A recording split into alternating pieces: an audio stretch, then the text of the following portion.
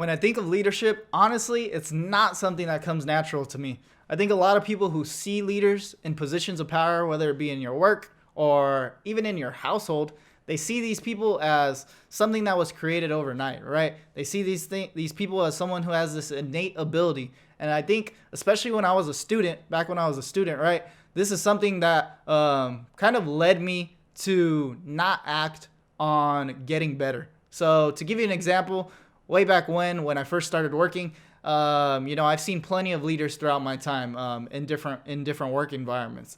But whenever I would see them, I would always think, wow, they're such a great leader. Like they do these things very well. Or I think on the opposite end of the spectrum, right? I'd be like, oh, they micromanage too much. They do this, they do this, they do that.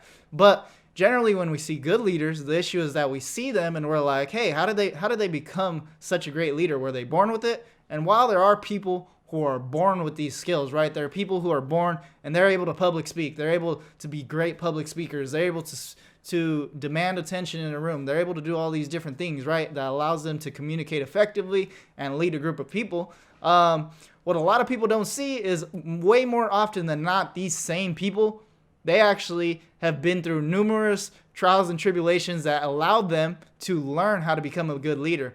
And when it comes to my experience, fortunately, I've been able to see leaders on both ends of the spectrum, so both in work and in the school place, right?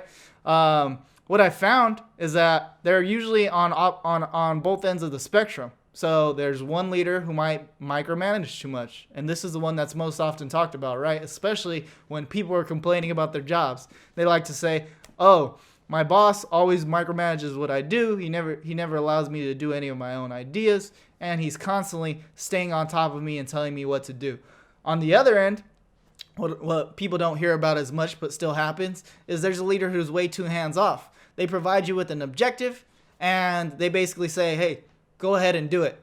And in these past couple pages that I read with this specific chapter, they basically explain that within the dichotomy of leadership, one of the most important things is trying to maintain this balance. So understanding that while you might naturally be on one end of the spectrum, it's up to you ultimately to balance that middle ground so that you're able to lead your team effectively. Because by not doing so, you might end up leading a team that doesn't perform the way you want it to perform. Obviously, if you micromanage, you're not going to have leaders that seek initiative, that take action on their own. And then on the other end, if you are too hands off, you're not going to get people who are actually taking action. They're not going to know what to do. They're going to constantly debate and they're going to constantly talk about the things that they could do, but things will never come to fruition.